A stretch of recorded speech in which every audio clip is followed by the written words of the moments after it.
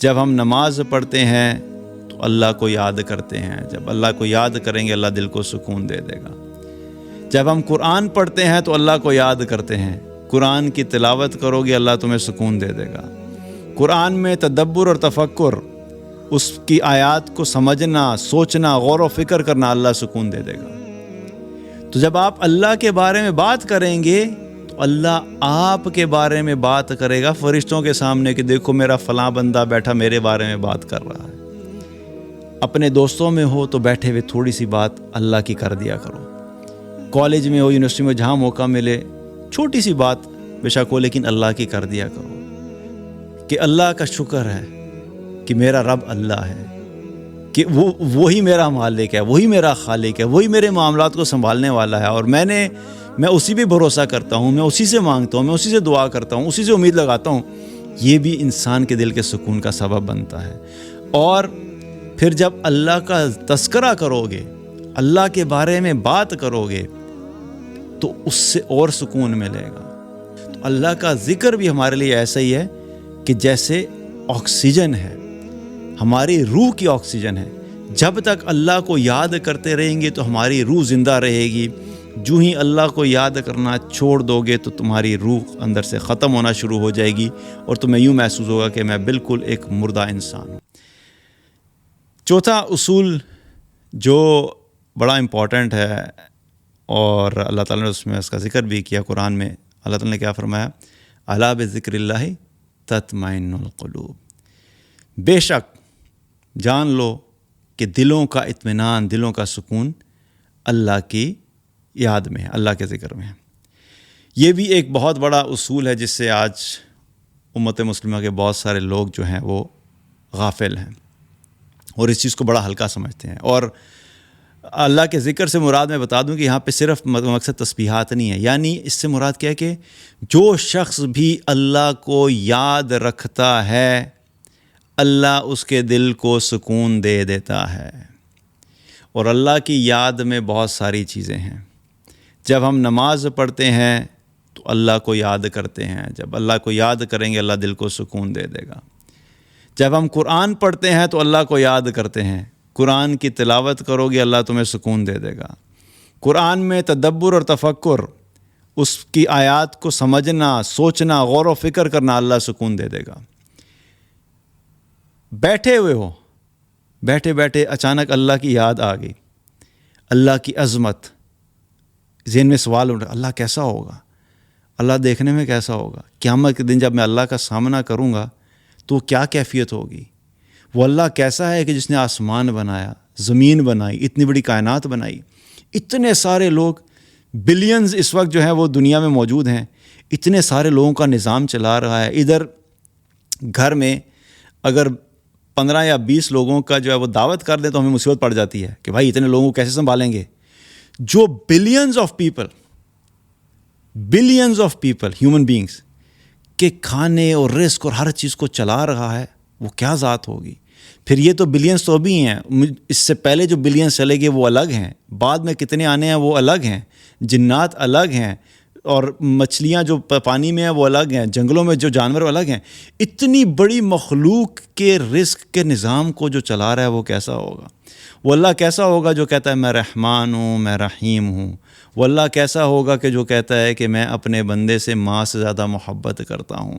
وہ اللہ کیسا ہوگا کہ جو کہتا ہے کہ اے میرے بندے میرے سامنے توبہ کر، میں دن میں تیرے لیے ہاتھ پھیلاتا ہوں کہ رات میں گناہ کرنے والا توبہ کر لے، میں رات میں ہاتھ پھیلاتا ہوں کہ دن میں توبہ کرنے والا، دن میں گناہ کرنے والا رات میں توبہ کر لے.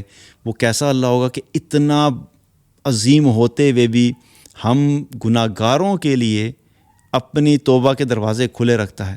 تو یہ جب احساس آیا، صرف اس اللہ کے بارے میں سوچا، واللہ صرف اللہ کے بارے میں سوچنے سے بھی دل کو سکون مل جاتا ہے کہ اللہ کا شکر ہے کہ میرا رب اللہ ہے، کہ وہی میرا مالک ہے، وہی میرا خالق ہے، وہی میرے معاملات کو سنبھالنے والا ہے، اور میں اسی پہ بھروسہ کرتا ہوں، میں اسی سے مانگتا ہوں، میں اسی سے دعا کرتا ہوں، اسی سے امید لگاتا ہوں. یہ بھی انسان کے دل کے سکون کا سبب بنتا ہے. اور پھر جب اللہ کا تذکرہ کرو گے، اللہ کے بارے میں بات کرو گے تو اس سے اور سکون ملے گا. جب بیٹھ کے کوئی شخص اللہ کا تذکرہ کرتا ہے، حدیث سے ہمیں کیا پتہ لگتا ہے کہ جب کوئی شخص، اللہ تعالیٰ فرماتا ہے حدیث قدسی میں کیا آتا ہے کہ جب کوئی شخص میرا تذکرہ کسی مجلس میں کرتا ہے تو میں اس شخص کا تذکرہ اس سے بہتر مجلس یعنی فرشتوں کی مجلس میں کرتا ہوں۔ تو جب آپ اللہ کے بارے میں بات کریں گے تو اللہ آپ کے بارے میں بات کرے گا فرشتوں کے سامنے کہ دیکھو میرا فلاں بندہ بیٹھا میرے بارے میں بات کر رہا ہے۔ اپنے دوستوں میں ہو تو بیٹھے ہوئے تھوڑی سی بات اللہ کی کر دیا کرو، کالج میں ہو، یونیورسٹی میں، جہاں موقع ملے چھوٹی ی بات بے شک ہو لیکن اللہ کی کر دیا کرو، اور پراپر طریقے سے دین کا علم سیکھے، دین کی دعوت دینا، تو وہ پھر الحمدللہ اللہ تعالیٰ جو ہے وہ توفیق دے ہر ایک کو، کہ یہ ایک بہت بڑی اللہ کی طرف سعادت ہے کہ اللہ کسی کو توفیق دے دے کہ وہ اللہ کا تذکرہ کرے۔ تو یہ بھی کیا ہے، سکون کا سبب بنتا ہے اللہ کی یاد۔ اور پھر تسبیحات، جب فارغ بیٹھے ہو تو تسبیحات کرو، سبحان اللہ، الحمدللہ، لا الہ الا اللہ، اللہ اکبر، سبحان اللہ و بحمدہ، سبحان اللہ العظیم، اور بہت ساری اور تسبیحات ہیں۔ تو اللہ کا تذکرہ کیا کرو، اللہ کو یاد کرتے رہا کرو، اس سے بھی اللہ تمہارے دل کو سکون عطا کرے گا۔ تو یہ بھی ایک بہت اہم اصول ہے ایک مسلمان کی زندگی میں کہ اللہ کو یاد کرنا اور یاد رکھنا، اور واللہ میں نے اپنی زندگی میں آزما کے دیکھا ہے۔ یہ وہی شخص فیل کر سکتا ہے جو دو طرح کی کیفیات سے گزرا ہو یا گزرتا ہو۔ کبھی کبھی کیا ہوتا ہے کہ میں خود بھی جب ٹریولنگ میں ہوتا ہوں تو بزنس ٹریول جب ہوتا ہے تو اس میں ہر وقت دنیاوی ڈسکشن، صبح سے لے کے شام تک میٹنگز، اور انسان ویسے ہی تھکا ہوا ہوتا ہے، تو کئی دفعہ کیا ہوتا ہے کہ ذکر سے غفلت ہو جاتی ہے۔ ایک عام روٹین میں انسان جتنا ذکر کرتا ہے وہ اس حالت میں نہیں کر سکتا۔ تو اگر 3-4 دن کا میرا ٹرپ ہوتا ہے تو اس کے آنے کے بعد مجھے اپنے دل میں محسوس ہوتا ہے کہ اتنی جو ہے وہ عجیب سی کیفیت ہوتی ہے، اللہ سے دوری محسوس ہوتی ہے۔ کیوں؟ کیونکہ 3 دن تک اس طریقے سے اللہ کو یاد نہیں کر سکے۔ نمازیں بھی پڑھیں تو بس وہ ایسے ہی ہوتی ہیں کہ سفر میں جس طرح نماز ہوتی ہے، تو وہ آپ کو فیل ہوگا۔ اگر آپ کا دل اللہ کو یاد کرنے کا عادی ہو چکا ہے تو آپ سمجھیں کہ ایسے ہی ہے کہ جیسے کوئی شخص وینٹیلیٹر پہ ہوتا ہے تو اس کی زندگی کی ڈپینڈنسی کس پہ؟ آکسیجن سلنڈر لگا ہوا ہوتا ہے۔ اس آکسیجن سلنڈر کی وجہ سے جب تک اس کو آکسیجن پرووائڈ ہو رہی ہے وہ انسان زندہ ہے۔ جو ہی اس کا آکسیجن کا کنیکشن ختم ہو جائے گا وہ کیا ہوگا؟ انسان مر جائے گا۔ تو اللہ کا ذکر بھی ہمارے لیے ایسا ہی ہے کہ جیسے آکسیجن ہے، ہماری روح کی آکسیجن ہے۔